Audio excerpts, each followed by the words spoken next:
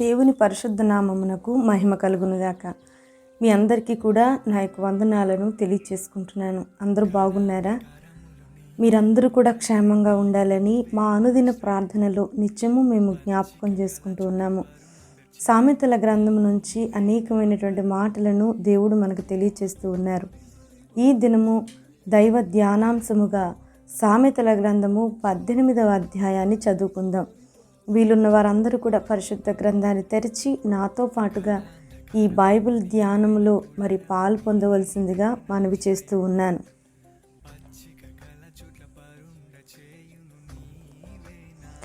వేరుండ గోరువాడు స్వేచ్ఛానుసారముగా నడుచువాడు, అట్టివాడు లెస్సైన జ్ఞానమునకు విరోధి. బుద్ధిహీనుడు వివేచనయందు సంతోషింపక తన అభిప్రాయములను బయలుపరచుటయందు సంతోషించును. భక్తిహీనుడు రాగానే తిరస్కారము వచ్చును, అవమానము రాగానే నింద వచ్చును. మనుషుని నోటి మాటలు లోతు నీటి వంటివి, అవి నదీ ప్రవాహము వంటివి, జ్ఞానపు ఓట వంటివి. తీర్పు తీర్చుటలో భక్తిహీనుల ఎడల పక్షపాతము చూపుటయు, నీతిమంతులకు న్యాయము తప్పించుటయు క్రమము కాదు. బుద్ధిహీనుని పెదవులు కలహమునకు సిద్ధముగానున్నవి, దెబ్బలు కావలెనని వాడు కేకలు వేయును.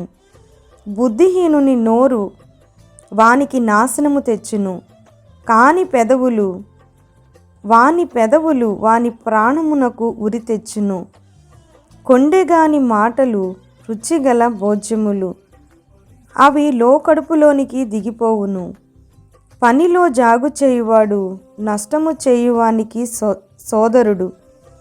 యెహోవా నామము బలమైన దుర్గము, నీతిమంతుడు దానిలోనికి పరుగెత్తి సురక్షితముగా నుండును.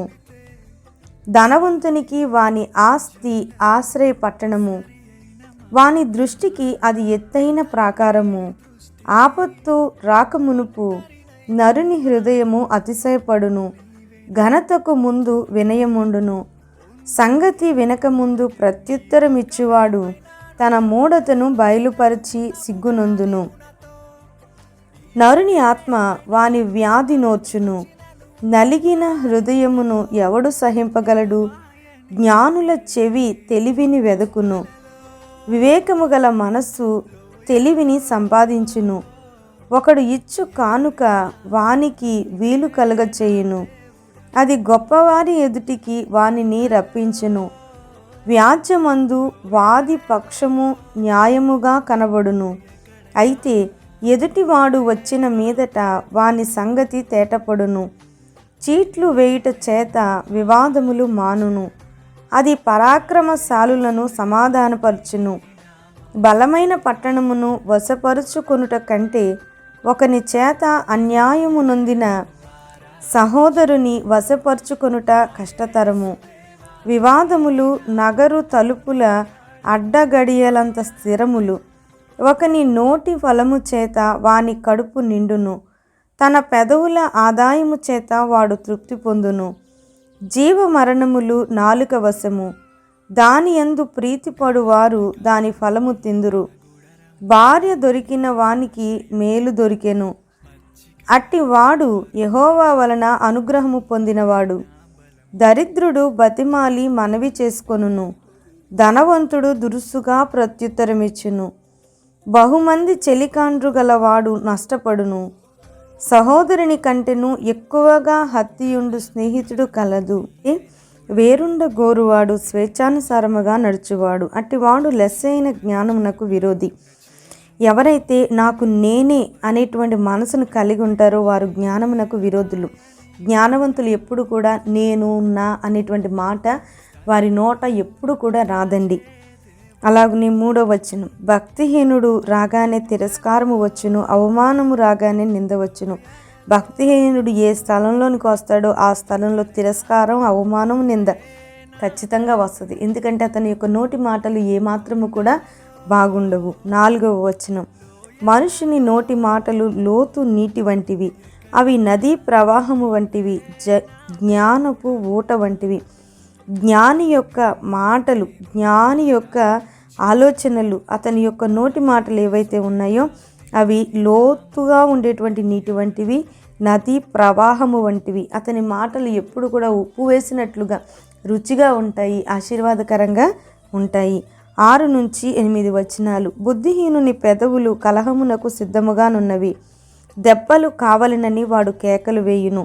బుద్ధిహీనుని నోరు వానికి నాశనము తెచ్చును, వాని పెదవులు వాని ప్రాణమునకు ఉరి తెచ్చును. కొండెగాని మాటలు రుచిగల భోజ్యములు, అవి లోకడుపులోనికి దిగిపోవును. వివాదాలు పుట్టించేటువంటి మాటలు బుద్ధిహీనులు కలిగి ఉంటారండి. వారి యొక్క నోటి నుండి వచ్చినటువంటి మాటే వారికి నాశనాన్ని తీసుకొని వస్తుంది.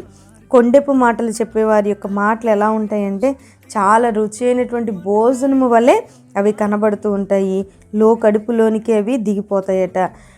9వ వచనం. పనిలో జాగు చేయువాడు నష్టము చేయువానికి సోదరుడు.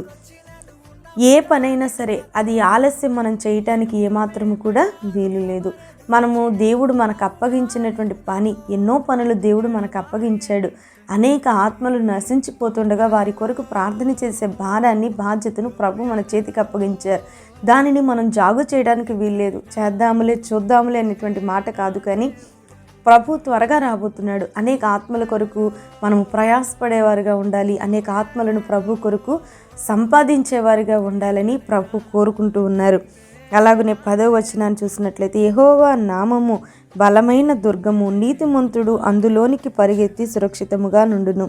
యెహోవా నామము అనగా క్రీస్తు యొక్క నామము, అది బలమైనటువంటి దుర్గము.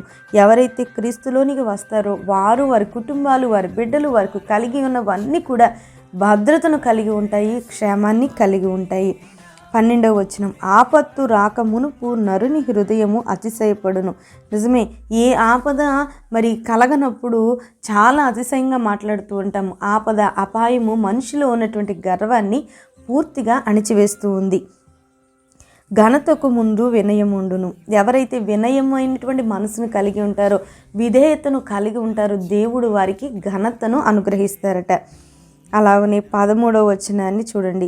సంగతి వినక ముందు ప్రత్యుత్తరం ఇచ్చేవాడు తన మూఢతను బయలుపరిచి సిగ్గునందును. చాలామందిని మనం చూస్తూ ఉంటాం, ఏదో ఒకటి మాట్లాడాలి, ముందు ఏదో ఒకటి చెప్పేయాలి, చాలా త్వరగా తొందరపడిపోయి మాట్లాడుతూ ఉంటారు. విషయం వాళ్ళకి తెలియకపోయినా సరే నా మాటే పై మాటగా ఉండాలి అని. కానీ దేవుని యొక్క వాక్యం సెలవిస్తుంది కదా, అట్టివారు సిగ్గు పొందుతారంట. అటువారి యొక్క మూఢత, వారి యొక్క మూర్ఖత్వమైనటువంటి మాటలు బయలుపరచబడతాయి, ఆఖరికి వారు సిగ్గుపరచబడతారు. కొన్నిసార్లు అయితే క్షమాపణ అడగాల్సినటువంటి పరిస్థితులు కూడా వస్తాయి. 15వ వచనాన్ని చూసినట్లయితే, జ్ఞానుల చెవి తెలివిని వెదుకును, వివేకము గల మనస్సు తెలివిని సంపాదించును. జ్ఞానులు ఎవరైతే ఉన్నారో వారి యొక్క చెవులు ఎప్పుడూ కూడా మంచి మాటలను వినటానికే ఇష్టపడుతూ ఉంటాయి.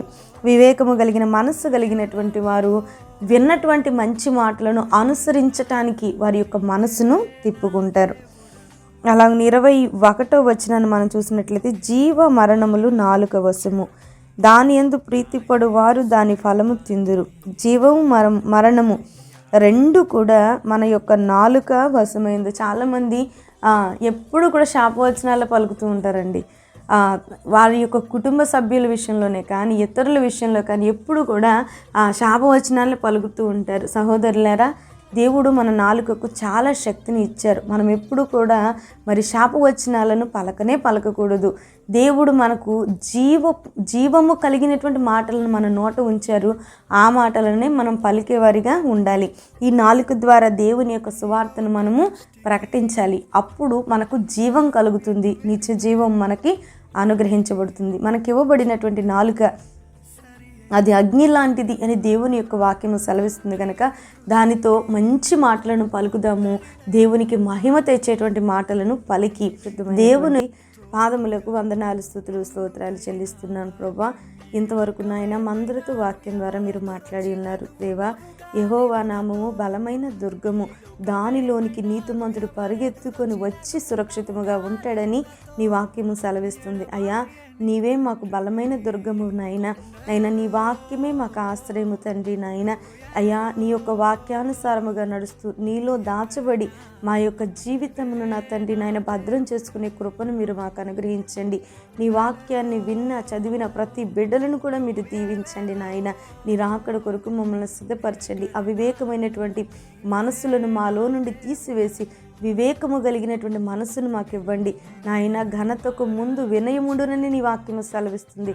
వినయమును విధేయతను కలిగి మా ఆత్మీయ జీవితాలను నడుపుకోగలిగినటువంటి జ్ఞానాన్ని మీరు మాకు ప్రసాదించండి నాయన. నీ వాక్యపు వెలుగులోనైనా మమ్మల్ని అందరినీ నడిపించండి. అందరూ ఎన్నో అక్కరలను కలిగి, బలహీనతలను కలిగి, అవసరాలను కలిగి నీ సన్నిధిలోనైనా కన్నీటిలో ఉన్నారయ్యా. ప్రతి వారిని ఆదుకోనైనా, ప్రతి వారికి సహాయమును చేసి కృప చూపించండి.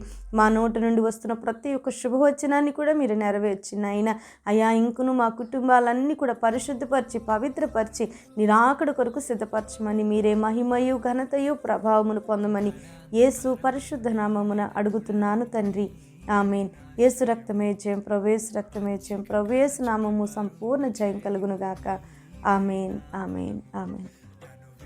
అందరికీ వందనాలండి. దేవుడు మిమ్మలను దీవించునుగాక.